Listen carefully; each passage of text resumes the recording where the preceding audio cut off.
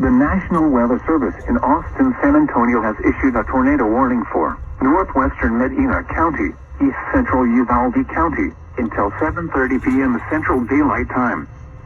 At 7 p.m. Central Daylight Time, a severe thunderstorm capable of producing a tornado was located near Sabinal, or 19 miles west of Hondo, moving east at 40 miles per hour. Hazard, tornado and softball-size hail. Source, radar indicated rotation. Impact, flying debris will be dangerous to those caught without shelter.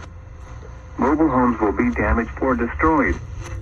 Damage to roofs, windows, and vehicles will occur. Tree damage is likely.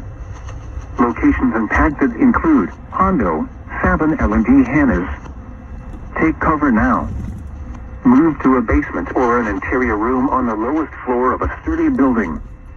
Avoid windows. If you are outdoors, in a mobile home, or in a vehicle, move to the closest substantial shelter and protect yourself from flying debris.